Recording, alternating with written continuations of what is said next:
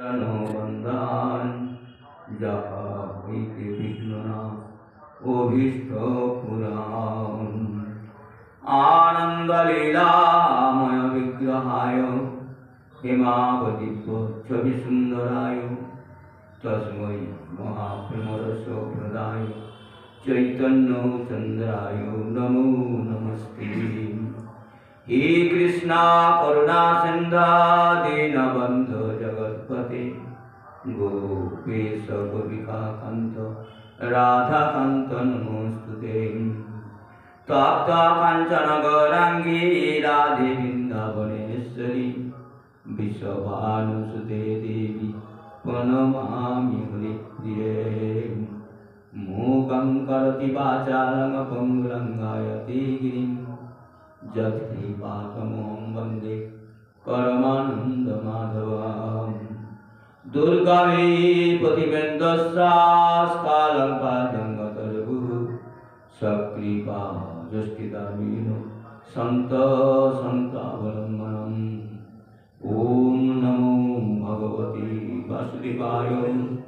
ওম নমো ভগবতে বাসুদেবায়। ওম নমো ভগবতে বাসুদেবায়।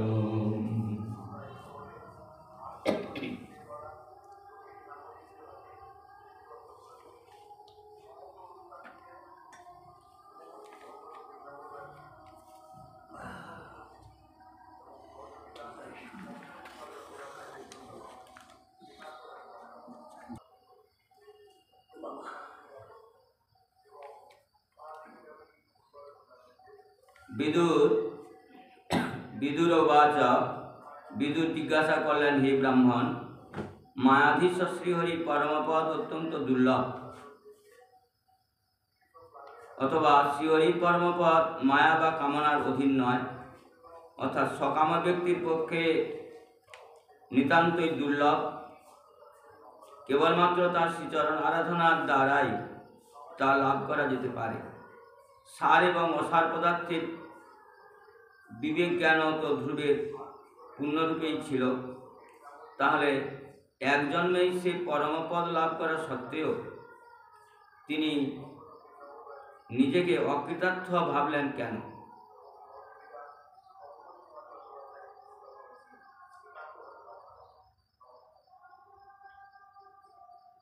সার এবং অসার পদার্থের বিবেক জ্ঞান ধ্রুবের পূর্ণরূপেই ছিল। তাহলে এক জন্মেই সে পরমপদ লাভ করা সত্ত্বেও তিনি নিজেকে অকৃতার্থ ভাবলেন কেন? ঠিক হলো না। বাড়ি ফিরে গেলেন তো? হ্যাঁ, বাড়ি ফিরে গেলেন। মৈত্র বললেন, ধ্রুবের হৃদয় তার বিমাতার বাক্যবাণে বিশেষভাবেই বিদ্ধ হয়েছিল এবং শ্রী ভগবানের নিকটে বর প্রার্থনার সময় পর্যন্ত তার স্মৃতিতে তা জাগরুক ছিল। শ্রী ভগবানের নিকটে বর প্রার্থনার সময় পর্যন্ত তার স্মৃতিতে তা জাগরুক ছিল। তারই ফলে তিনি মুক্তিদাতা শ্রীহরির কাছে মুক্তি প্রার্থনা করেননি। এখন ভগবত দর্শনের ফলে তার মনের সেই মলিনতা অপগত হওয়ায় তার নিজের এই ভুলের জন্য অনুতাপ জন্মাল। ধ্রুব নিজের মনে বলতে লাগলেন, হায়, বহু জন্মের সমাধি অনুশীলনের দ্বারা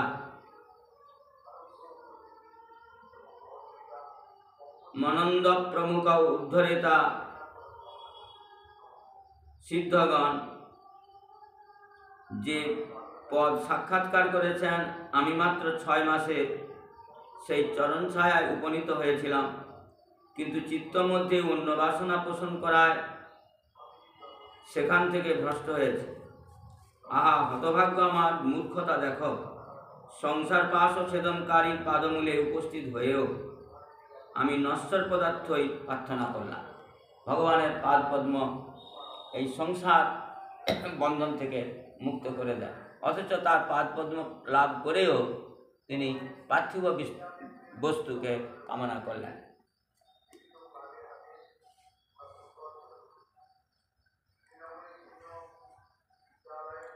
দেবতারা সর্বভোগের শেষে পুণ্যফল ক্ষয়প্রাপ্ত হলে পুনরায় মর্ত্যলোকে পতিত হয়ে থাকেন।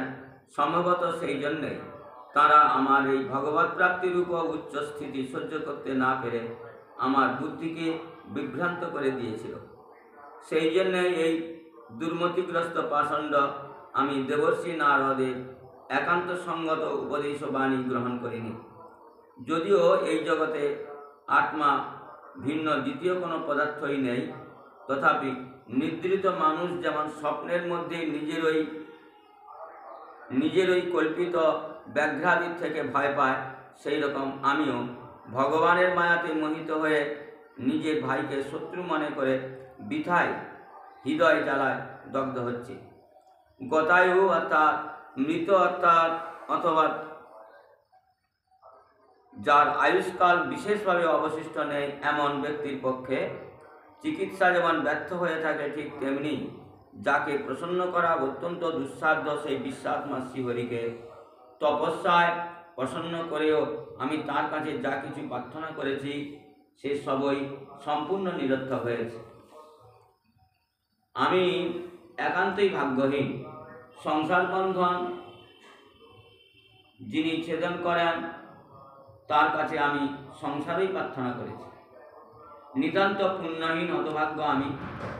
কোনো দরিদ্র কাঙ্গাল যদি রাজচক্রবর্তী সম্রাটকে প্রসন্ন করে তার কাছে তুষযুক্ত চালের কণা অর্থাৎ খুদ কুঁড়ো ভিক্ষা করে, তাহলে তা যেমন তার মূর্খতার পরিচয়, তেমনি আত্মানন্দ প্রদানকারী শ্রীহরির কাছে আমি মূঢ়তার বশে অহংকার বৃদ্ধির হেতুভূত উচ্চ পদাদি প্রার্থনা করেছি। অহংকার ও বুদ্ধির হেতুভূত অহংকার যে পদ প্রার্থনা পেয়েছে সেটা হচ্ছে অহংকার বৃদ্ধি করে, রাজ্য পদ অহংকারই বৃদ্ধি করে। মৈত্র বললেন, স্নেহভাজন বিদুর, তোমার মতন যারা কেবল ভগবানের পাদ পল্লবে পরাগের প্রতি সদা আসক্ত, অর্থাৎ ভগবৎ সেবা পরায়ণ এবং শরীর যাত্রাদি নির্বাহের জন্য বিনা প্রয়াসে যদিচ্ছাক্রমে উপস্থিত বস্তুতেই যাদের মানসিক পরিতৃপ্তি লাভ হয়, তারা ভগবানের কাছে তার দাস্য সেবার অধিকার ভিন্ন নিজের জন্য অন্য কিছুই প্রার্থনা করেন না। শরীর যাত্রাদির জন্য ভগবৎ সেবা পরায়ণ শ্রী ভগবানের পদ্মের পরাগের প্রতি সদা আসক্ত যারা, বিদুরের মতন যারা সমস্ত ভগবানের পদ্ম পেতে চায়, তারা যদিচ্ছাক্রমে ভগবানের ইচ্ছাক্রমেই কিন্তু আমাদের সমস্ত ভোগ্য বস্তু, আমাদের জীবন ধারণের বস্তুগুলি আসে, অন্য কিছু দরকার হয় না। কিন্তু এবার আমরা যদি তার থেকে অন্য কিছু চাই তাহলে আমাদের মূর্খতারই পরিচয়। যারা ভগবানের চরণ প্রার্থনা করতে চায় তারা ভগবত ইচ্ছাক্রমে যা বস্তু মিলিত হয়, বস্তু আমাদের কাছে আসে, সেইটাকে স্বীকার করে নিয়ে তারা অন্য কিছুকে বাঞ্ছা করে না, অন্য আর কিছু পার্থিব বস্তু সম্পর্কে কোনো কামনা করে না। যা পেয়েছি এতেই সন্তুষ্ট। হ্যাঁ, এতেই সন্তুষ্ট হতে হয়। যদিচ্ছা ভগবত ইচ্ছায় যা আসে। আমরা বিশেষত সংসারবদ্ধ হয়ে পড়ি এর ব্যতিক্রম করে। ভগবান যতটুকু দিচ্ছেন তাদের সন্তুষ্ট না হয়ে আমরা আরও বেশি ভোগ করার জন্যে আমরা বেশি করে ভোগ্যদ্রব্যকে সংগ্রহ করতে চাই। সেইখানেই আমাদের বিপাকে পড়তে হয় এবং বন্ধনের কারণে পড়ে। যদি সেইটিকে স্বীকার করে নিয়ে ভগবত আরাধনাতে আমরা ব্যাপৃত থাকি তাহলেই কিন্তু আমাদের মুক্তি হয় বা আমরা ভগবত পাদ পদ্ম পেতে পারি। ওটাই তো আমাদের লোভ। হ্যাঁ, ওই লোভটাই বা অতিরিক্ত ভোগ আসার জন্যে আমাদেরকে বন্ধন স্বীকার করতে হয়, বন্ধন হয়ে যায় আমাদের।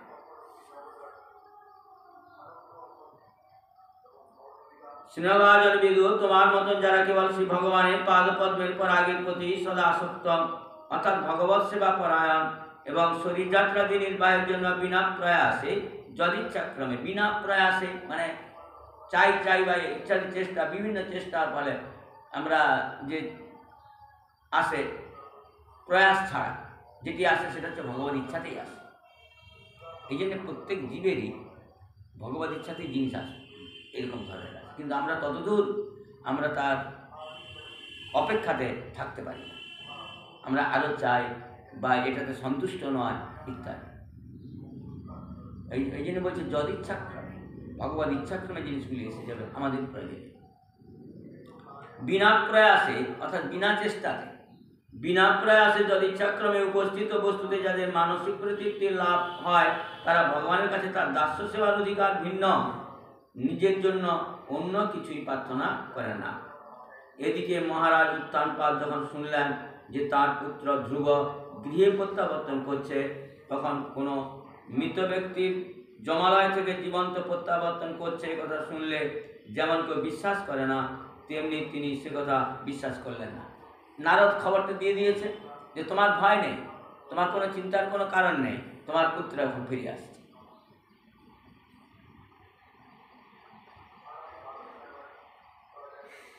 তিনি মনে মনে ভাবলেন, দুঃশীল অন্যায় আচরণকারী হতভাগ্য আমার কখনো এমন সৌভাগ্য হতে পারে না। কিন্তু তখন ওই দেবর্ষি নারদ যা বলেছিলেন তা তার মনে পড়ল এবং এই পুত্রাগমনের সংবাদে বিশ্বাস জন্মালো। তখন তিনি আনন্দের আবেগে অধীর হয়ে উঠলেন। যে এই সংবাদ এনেছিল সেই বার্তাবাহককে পরম প্রীতি ভরে এক বহুমূল্য হার প্রদান করলেন। এরপর মহারাজ উত্তানপাদ পুত্র মুখ দর্শনের জন্য একান্ত উৎসুক চিত্তে ব্রাহ্মণ কুলবৃদ্ধ অমাত্য এবং বন্ধুবর্গের দ্বারা পরিবৃত হয়ে এক উত্তম অশ্বযুক্ত স্বর্ণমণ্ডিত রথে আরোহণ করে অতি দ্রুত নগর থেকে বহির্গত হলেন।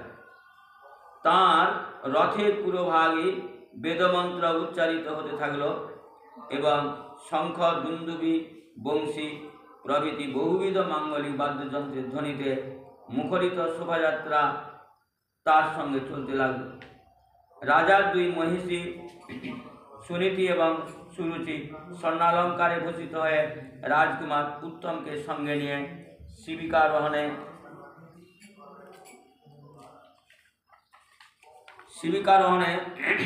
সঙ্গে চললেন। ধ্রুব উপবনের কাছে এসে পৌঁছেছেন। এই সময় রাজা তাকে দেখতে পেয়ে তৎক্ষণাৎ রথ থেকে অবতরণ করে দ্রুত তাঁর দিকে অগ্রসর হলেন। পুত্রকে দর্শনের জন্য তিনি দীর্ঘকাল উৎকণ্ঠিত চিত্তে ছিলেন। এখন সেই পুত্রকে কাছে পেয়ে প্রেমবিহ্বল হৃদয়ে ঘন ঘন নিঃশ্বাস ফেলতে ফেলতে দুই বাহু দিয়ে তাকে বুকে জড়িয়ে ধরলেন। ধ্রুব তো আর সেই আগেকার ধ্রুব ছিলেন না। ভগবান বিশ্বক্সেনের পবিত্র পাদপদ্ম স্পর্শে তার সমস্ত পাপবন্ধন বিনষ্ট হয়ে গিয়েছিল। উত্থানপাদের অনেক দিনের তীব্র মনোবাসনা আজ পরিপূর্ণ হল। তিনি বারবার পুত্রের মস্তক আঘ্রাণ করলে প্রেমানন্দজনিত শীতল নয়ন জলে তাকে অভিষিক্ত করতে থাকলেন। সজ্জনদের মধ্যে যিনি পুরোভাগে স্থান পাওয়ার যোগ্য সেই ধ্রুব এরপর পিতার চরণোদ্বয় বন্দনা করলেন এবং পিতাও তাকে সস্নেহ আশীর্বাদ এবং সাদর অভ্যর্থনা অভিনন্দিত করলে তিনি অবনত মস্তকে তার দুই মাতাকে প্রণাম করলেন। বিমাতা সুরুচি তাঁর চরণে প্রণত সেই বালক ধ্রুবকে বুকে টেনে নিয়ে অশ্রু গদগদ কণ্ঠে চিরজীবী হওয়া বলে আশীর্বাদ করলেন। জল যেমন স্বভাবতই নিম্নগামী, ঠিক তেমনি যে ব্যক্তি মৈত্রী প্রভৃতি গুণের দ্বারা শ্রী ভগবানের প্রসন্নতা অর্জন করেন তার কাছে সমস্ত জীবই বিদ্বেষাদি পরিত্যাগ করে অর্থাৎ নত হয়ে থাকে, অর্থাৎ অনুকূল ভাব পোষণ করে।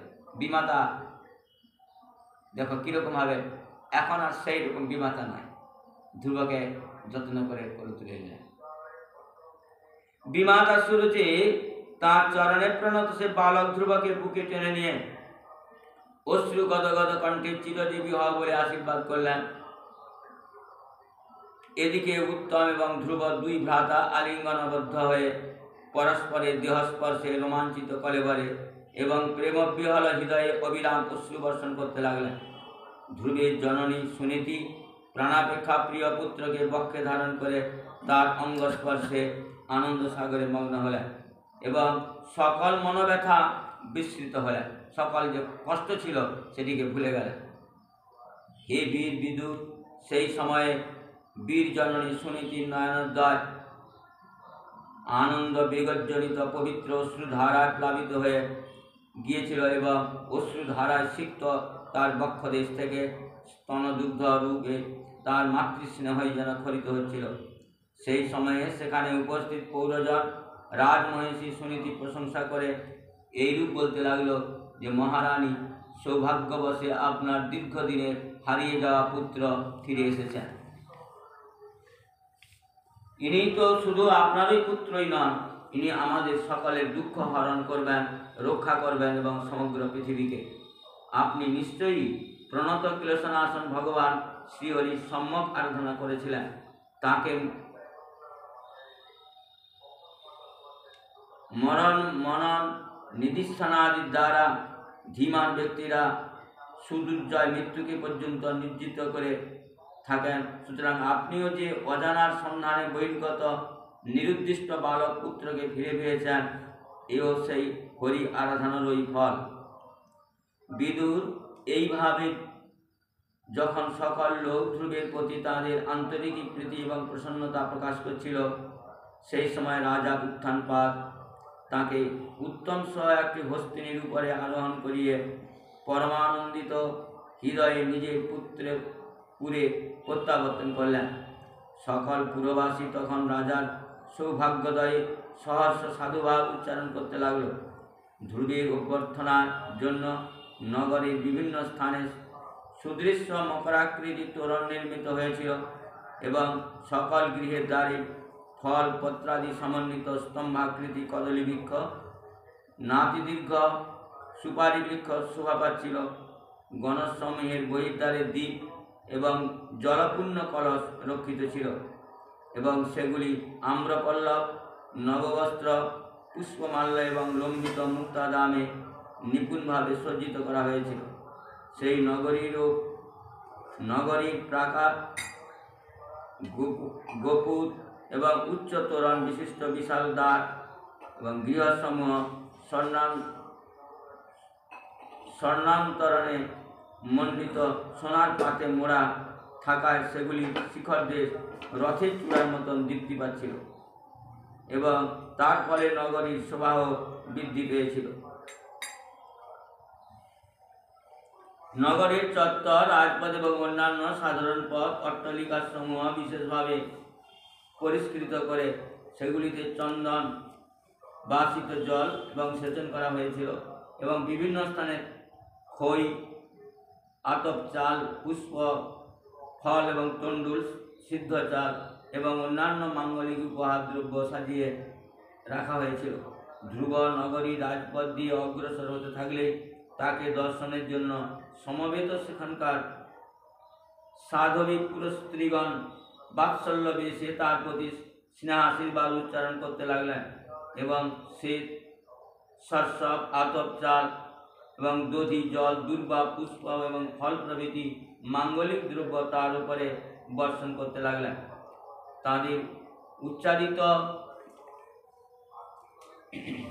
মধুর মঙ্গল গীত শুনতে শুনতেই ধ্রুব তার পিতৃভবনে প্রবেশ করলেন। মণিমুক্তাদি খচিত সেই সুরম্য রাজভবনে ধ্রুব পিতার আদরে পরম সুখে স্বর্গের দেবতার মতন বাস করতে লাগলেন। দুগ্ধ ফেননিত কোমল শুভ্রসজ্জা, গজদন্ত নির্মিত পালঙ্ক, স্বর্ণসূত্রের কারুকার্য সমন্বিত পরিচ্ছদ, বহুমূল্য আসন এবং বহুবিধ স্বর্ণ নির্মিত উপকরণে সেই গৃহ পরিপূর্ণ ছিল। সেখানে মরকতমণি এবং স্ফটিক দ্বারা রচিত গৃহগাত্রে উৎকীর্ণ রত্নময় স্ত্রীমূর্তি, আকার বিশিষ্ট দীপাধার সমূহে স্ত্রীমূর্তি, আকার বিশিষ্ট দীপাধার, দ্বীপ মানে প্রদীপ, স্ত্রীমূর্তি অঙ্কিত এরকম ধরনের করা হয়েছে, প্রদীপটিরই আকার বিশিষ্ট দীপাধার সমূহে মণিময় প্রদীপ আলোক বিস্তার করত। সেই পুরী চারপাশে বহু প্রকারের দিব্য বৃক্ষে সুশোভিত মনোরম উদ্যান ছিল। বিহঙ্গ মিথুনের করপূজনে এবং মত্ত ভ্রমর কুলের গুঞ্জনে সেই উদ্যানগুলি সর্বত্রই মুখরিত থাকত। সেই উদ্যানসমূহের মধ্যে অনেক সুরম্য জলাশয়, সেগুলির সোপান ছিল বৈদুর্যমণি দ্বারা নির্মিত এবং সেগুলিতে পদ্ম অর্থাৎ রক্তবর্ণের পদ্ম, উৎপল, নীলপদ্ম এবং কুমুদ, শ্বেতপদ্ম প্রভৃতি পুষ্প বিকশিত ছিল। হংস, কার্সুক, চক্রবাক, সারস প্রভৃতি জলচর পক্ষী সর্বদাই সেখানে বিহার করত। রাজর্ষি উত্তানপাদ নিজ পুত্রের অতি আশ্চর্য প্রভাবের কথা পূর্বেই দেবর্ষি নারদের কাছে শুনেছিলেন। এখন নিজে তা প্রত্যক্ষ করে পরম বিস্ময়াক্রান্ত হলেন। এরপর ধ্রুবের যৌবনকাল উপস্থিত হয়েছে দেখেই এবং অমাত্যাদি রাজ প্রকৃতি তাঁর বিশেষ সম্মানের চোখে দেখে থাকেন এবং প্রজাবৃন্দ তার প্রতি অনুরক্ত একথা উপলব্ধি করে রাজা তাকে পৃথিবীর পালনকর্তা অর্থাৎ রাজপদে অভিষিক্ত করলেন। অবশেষে রাজা উত্তানপাদ নিজের বৃদ্ধাবস্থা বিবেচনা করে সকল সাংসারিক বিষয়ের প্রতি আসক্তি ত্যাগ করলেন এবং কেবল আত্মস্বরূপ চিন্তায় নিমগ্ন হয়ে বনে প্রবেশ করলেন। ইতি শ্রীমদ্ভাগবত মহাপুরাণে পারমং সংহিতায়াং চতুর্থ স্কন্ধে ধ্রুব রাজ্যাভিষেক বর্ণনং নাম নবমোধ্যায়। অত দশম অধ্যায় উত্তমের মৃত্যু এবং যক্ষগণের সঙ্গে ধ্রুবের যুদ্ধ। মৈত্র উবাচ, মৈত্রেয় বললেন, বিদুর, ধ্রুব শিশুমার প্রজাপতির কন্যা ভ্রমিকে বিবাহ করলেন এবং তার গর্ভে কল্প এবং বৎসর নামের দুই পুত্রের জন্ম হল। বায়ুর কন্যা ইলা মহাবলী ধ্রুবের দ্বিতীয় পত্নী। তার গর্ভে উৎকল নামে এক পুত্র এবং একটি কন্যারত্ন উৎপন্ন হয়। উত্তম তখনও পর্যন্ত অবিবাহিত ছিলেন। এই সময় একদিন তিনি মৃগয়ায় গিয়ে হিমালয় পর্বতে এক বলশালী যক্ষ দ্বারা নিহত হন। তার মাতা সুরুচিও সেই একই গতি লাভ করেন, বনমধ্যে দাবানলে মৃত্যুমুখে পতিত হন। ধ্রুব ভ্রাতার মৃত্যু সংবাদে ক্রোধ এবং প্রতিশোধ স্পৃহা এবং শোকে অত্যন্ত অধীর হয়ে জয় রথে আরোহণ করে যক্ষদের বাসভূমির উদ্দেশ্যে যাত্রা করলেন। উত্তর দিকে গিয়ে তিনি হিমালয়ের উপত্যকায় যক্ষগণে আকীর্ণ অলকাপুরী দেখতে পেলেন।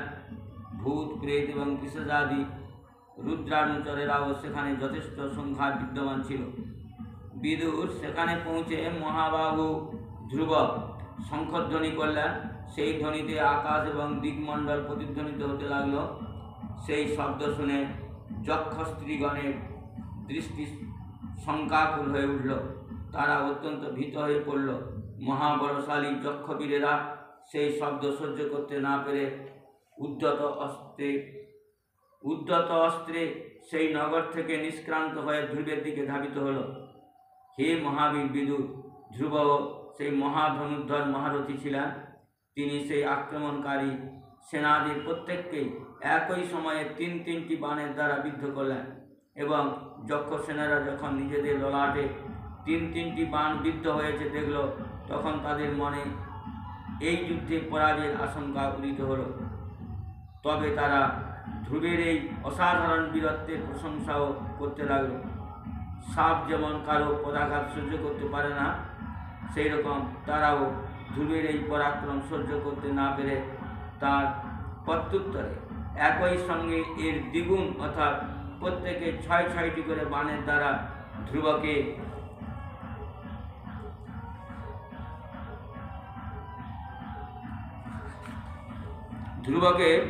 বিদ্ধ করল।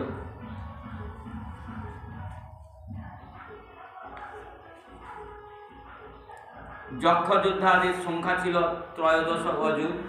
তারা ক্রোধোন্মত্ত হয়ে ধ্রুবের উপরে প্রতিশোধ গ্রহণের জন্য সকলে একযোগে রথ এবং সারথি সহ তার প্রতি পরিখ, খড়গ, প্রাস, শূল এবং কুঠার, শক্তি, হৃষ্টি, ভূষুণ্ডি এবং বিচিত্র কক্ষযুক্ত বাণ বর্ষণ করতে লাগল। এই ভীষণ সরবর্ষণে উত্থানপাদ পুত্র ধ্রুব সম্পূর্ণ আচ্ছন্ন হয়ে গেলেন। যেমন প্রবল বর্ষাধারায় পর্বত লোকচক্ষুর অদৃশ্য হয়ে যায়, সেই রকম ধ্রুবকেও তখন আর দেখা যাচ্ছিল না। আকাশ মার্গে অবস্থান করে যে সকল সিদ্ধ পুরুষ এই যুদ্ধ দর্শন করছিলেন, তারা এই সময় ধ্রুবের মৃত্যু হয়েছে ভেবে হায় হায় করে উঠলেন এবং বলতে লাগলেন যে সূর্যের মতন মহাতেজস্বী এই মানব আর যক্ষ সেনার সাগরে অন্ত গেল। যক্ষগণ নিজেদের বিজয় ঘোষণা করে যুদ্ধক্ষেত্রে সিংহনাদ করতে লাগলো। এমন সময় কুয়াশা ভেদ করে সূর্যের মতন ধ্রুবের রথ যক্ষ সৈন্য সংঘকে বিদীর্ণ করে পুনরায় স্বমহিমায় প্রকাশিত হল। দিব্য ধনুকের টঙ্কার শব্দে শত্রুদের মনে যুদ্ধে জয়লাভ সম্পর্কে হতাশার সঞ্চার করে। প্রবল বায়ু যেমন মেঘপুঞ্জকে ছিন্ন ভিন্ন করে দেয়, তেমনি ধ্রুব প্রচণ্ড বাণবর্ষণে শত্রুদের নিক্ষিপ্ত করে সমস্ত অস্ত্রে চূর্ণ বিচূর্ণ করে দিলেন। ইন্দ্র নিক্ষিপ্ত বজ্র যেমন পর্বতগাত্রে প্রবিষ্ট হয়, ধ্রুবের ধনু থেকে নিক্ষিপ্ত তীক্ষ্ণ বাণগুলিও তেমনি যক্ষ রাক্ষসদের বর্মভেদ করে তাদের দেহে প্রবিষ্ট হতে লাগল। হে বিদুর, তখন সেই যুদ্ধক্ষেত্র ভল্লাস্ত্রের আঘাতে ছিন্ন সুন্দর কুণ্ডলমণ্ডিত শির, স্বর্ণময় তালবৃক্ষের মতন ছিন্ন উরু, বলয় বিভূষিত বাহু, হার, কেয়ু, মুকুট, বহুমূল্য উষ্ণিস প্রভৃতির দ্বারা পরিকীর্ণ হয়ে এক ভীমকান্ত শোভা ধারণ করল, যা কেবল মহাবীরগণের পক্ষে উপভোগ্য, দুর্বল চিত্তদের পক্ষে নয়। সেই যুদ্ধে যে যক্ষগণ কোনো প্রকারে জীবিত অবস্থায় রক্ষা পেয়েছিল, তাঁদেরও প্রায় সকলেরই অঙ্গ প্রত্যঙ্গ ক্ষত্রিয় শ্রেষ্ঠ ধ্রুবের স্বরাঘাতে ছিন্ন ভিন্ন হয়ে গিয়েছিল। তারা তখন সিংহের সঙ্গে যুদ্ধে পরাজিত গজ যুধাধিপতির মতন রণক্ষেত্র থেকে পলায়ন করল। নরশ্রেষ্ঠ ধ্রুব যখন দেখলেন যে সেই বিশাল রণক্ষেত্রে একজনও অস্ত্রধারী সম্ভাব্য আততায়ী অবশিষ্ট নেই, তখন তার যক্ষদের রাজধানী অলকাপুরী দর্শন করার ইচ্ছা হলো। কিন্তু তিনি সেই পুরীতে প্রবেশ করলেন না। মায়াবীরা যে কি করতে চায় তা মানুষের পক্ষে বোঝা অত্যন্ত দুষ্কর। সারথীকে এই কথা বলে তিনি তার সেই বিচিত্র রথেই অবস্থান করতে লাগলেন এবং শত্রুদের পুনরাক্রমণের আশঙ্কায় সতর্ক হয়ে রইলেন। এরই মধ্যে তিনি সমুদ্রের গর্জনের মতো গম্ভীর শব্দ শুনতে পেলেন এবং প্রবল বায়ুবেগে চারিদিক ধূলির দ্বারা সমাচ্ছন্ন হয়ে যেতে দেখলেন। মুহূর্তের মধ্যে সমগ্র আকাশ যেন মেঘে পরিব্যাপ্ত হয়ে গেল এবং ভয়ঙ্কর বজ্রগর্জনে দিকমণ্ডল পরিপূর্ণ করে বিদ্যুৎ চমকিত হতে লাগল। নিষ্পাপ বিদুর সেই মেঘসমূহ থেকে রক্তধারা, শ্লেষা, পুজ, বিষ্ঠা, মূত্র ইত্যাদি মেঘ বর্ষিত হতে লাগল এবং ধ্রুবের সম্মুখে বহু সংখ্যক কবন্ধ অর্থাৎ মুন্ডহীন দেহ আকাশ থেকে পতিত হল। এরপর আকাশে একটি পর্বত দেখা গেল এবং চারিদিকে প্রবল প্রস্তরখণ্ড বর্ষণের সঙ্গে সঙ্গেই গদা, করি, তরবারি, মুসল পতিত হতে লাগল। উত্থান পাদ নন্দন ধ্রুব, প্রণত ক্লেশনাশন ভগবান, সংগর্ধন্না নারায়ণ, তোমার শত্রুগণকে সংহার করুন। এই নামেরই এমন মহিমা যে কেবলমাত্র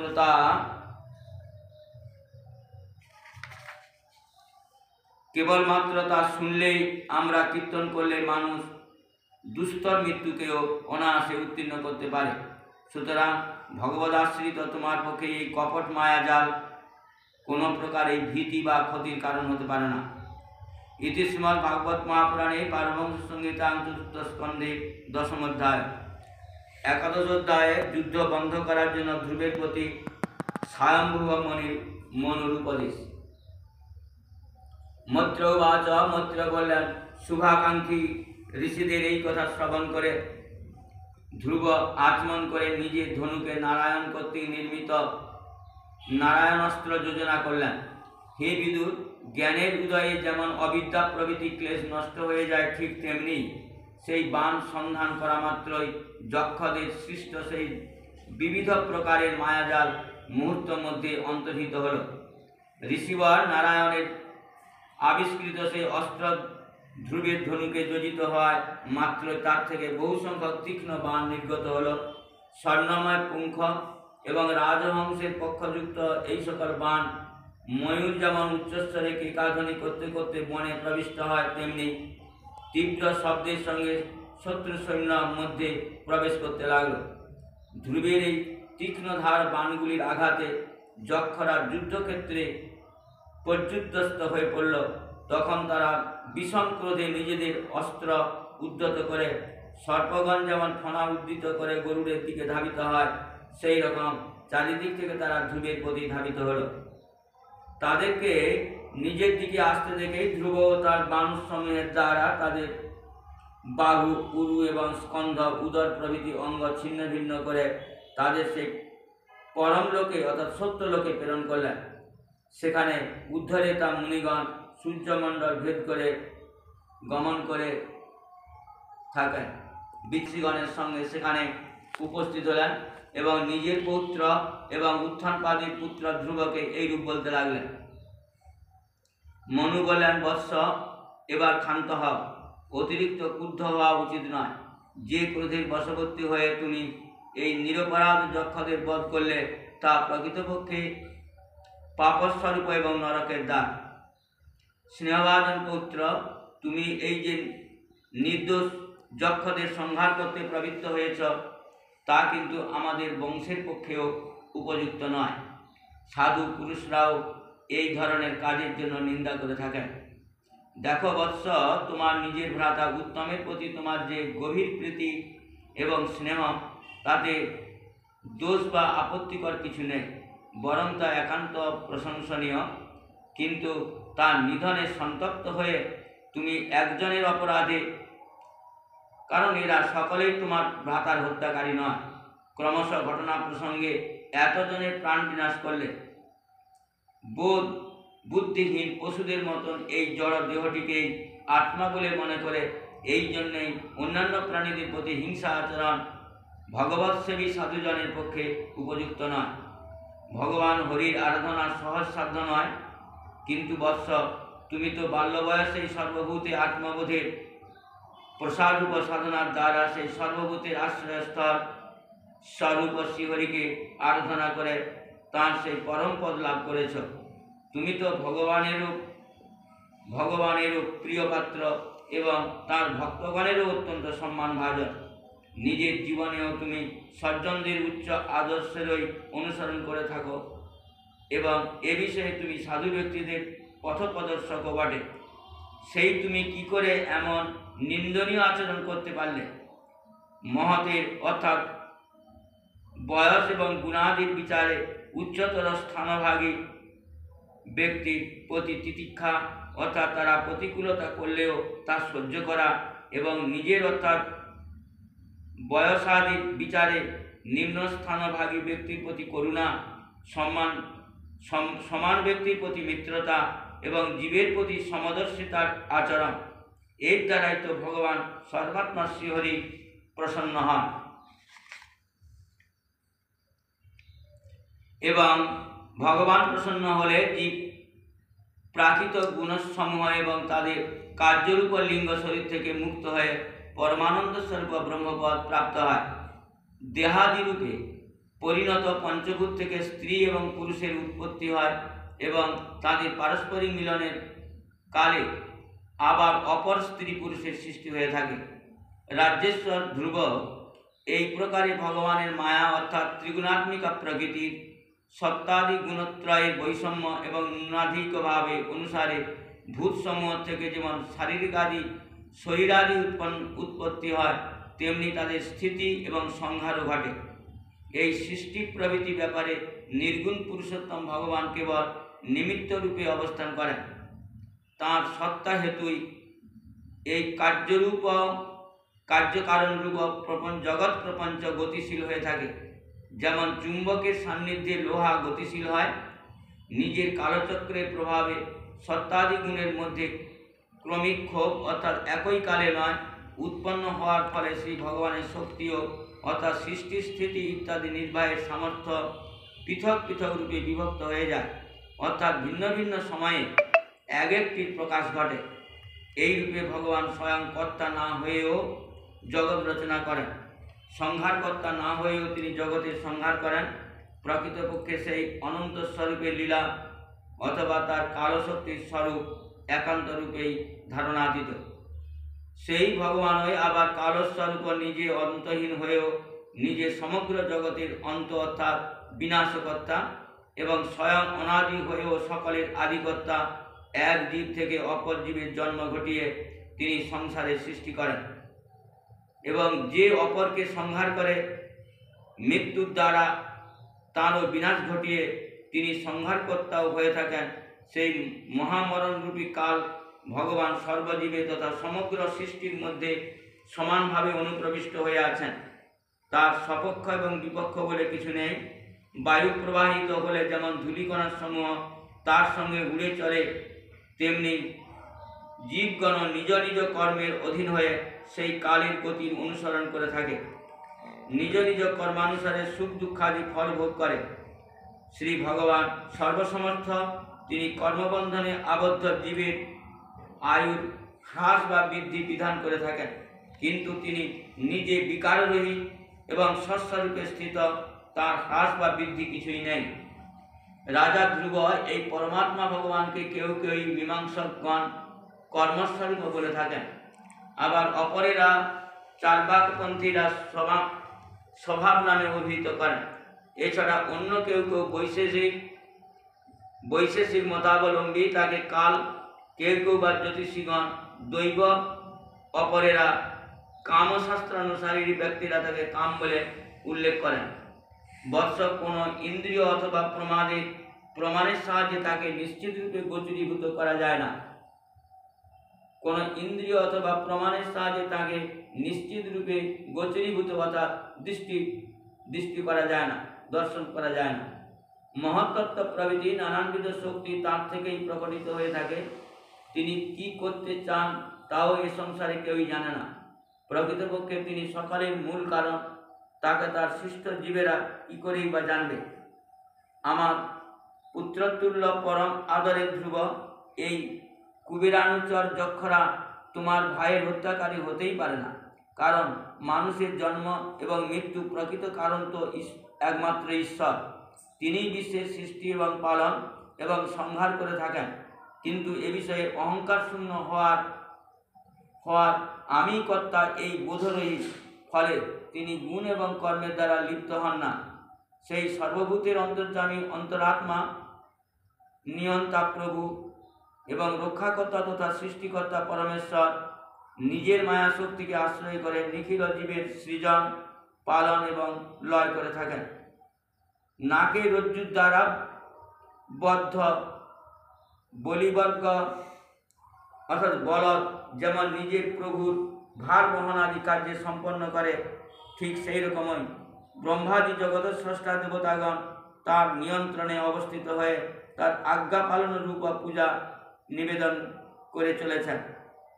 তিনি অভক্তের পক্ষে মৃত্যু, তিনি ভক্তের পক্ষে অমৃত, তিনি বিশ্বের পরম আশ্রয়। বৎস তোমার সকল চেতন তার প্রতি ধাবিত হোক, সকল চেতনা তার প্রতি ধাবিত হোক, সর্বান্তঃকরণে আশ্রয় করো তাকে। তুমি মাত্র 5 বছর বয়সের সময় বিমাতার বাক্যমানের মর্মে বিদ্ধ হয়ে নিজের মাকে পর্যন্ত ত্যাগ করে বনে চলে গিয়েছিলে। সেখানে তুমি তপস্যার দ্বারা ইন্দ্রিয় সমূহকে অন্তরাবৃত্ত করে তার আরাধনা করে ত্রিভুবনের শীর্ষে ধ্রুবপদ লাভ করেছিলে। আর যিনি বাৎসল্যবশে তোমার বিদ্বেষ ভাবশূন্য সরল শিশু হৃদয়ে বিশেষভাবে অধিষ্ঠিত হয়েছিলেন, সেই নির্গুণ এবং দ্বিতীয় রহিত অবিনাশী সেই নিত্যমুক্ত পরমাত্মাকে অধ্যাত্ম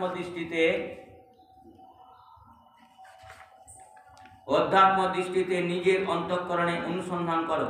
প্রকৃতপক্ষে এই ভেদভাবময় জগৎ প্রপঞ্চ অসৎ, তত্ত্বদৃষ্টিতে অস্তিত্বহীন হওয়া সত্ত্বেও তার উপরে অধ্যারোপিত হয়ে প্রতীতির বিষয় হচ্ছে।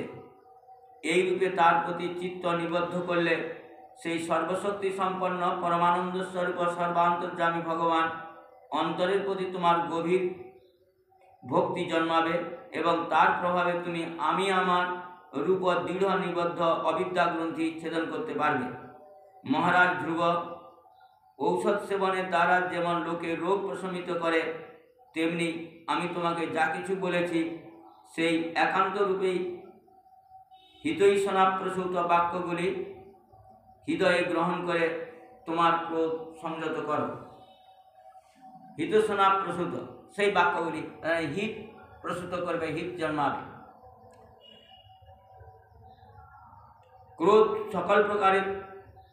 ক্রোধ সমস্ত প্রকার কল্যাণের সম্পূর্ণ পরিপন্থী, মানে বিপরীত। ভগবান তোমার মঙ্গল করুক। ক্রোধের বশীভূত ব্যক্তিকে সকলেই ভয় করে এবং সকলেই তার কারণে বিশেষ উদ্বেগের মধ্যে থাকে। সুতরাং যে পণ্ডিত ব্যক্তি চাইবেন যে কোনো প্রাণী যেন আমার থেকে ভয় না পায় এবং আমারও যেন অন্যদের থেকে কোনো ভয় না থাকে, তিনি অবশ্যই কখনোই ক্রোধের বশীভূত হবেন না। এরা আমার ভাতৃহন্তা। এই ধারণায় তুমি যে ক্রুদ্ধ হয়ে যক্ষদের বধ করেছ, এর দ্বারা তুমি ভগবান শিবের ভাতৃতুল্য প্রিয় সখা যক্ষাধিপ কুবেরের কাছে অপরাধী হয়েছ। সুতরাং হে বৎস, তুমি অবিলম্বে তার কাছে বিনীত উপস্থিতি এবং নম্র বচনের দ্বারা তাকে প্রসন্ন করো, যাতে মহতের তেজ আমাদের বংশের ক্ষতি সাধনে নিযুক্ত না হয়। শক্তি পেয়েছে, সেই ক্ষতি সাধনে যেন নিযুক্ত না হয়। এই প্রকারে স্বয়ম্ভুব মনু নিজ পুত্র ধ্রুবকে অনুশাসন প্রদান করলে ধ্রুব তাকে প্রণাম এবং যথোপযুক্ত সৎকার করলেন। এরপর তিনি অর্থাৎ মনু মহর্ষিগণের সঙ্গে নিজ লোকে প্রস্থান করলেন। ইতি শ্রীমদ্ ভাগবত মহাপুরাণে পারমহংস সংহিতায়াং চতুর্থ স্কন্ধে 11 অধ্যায়।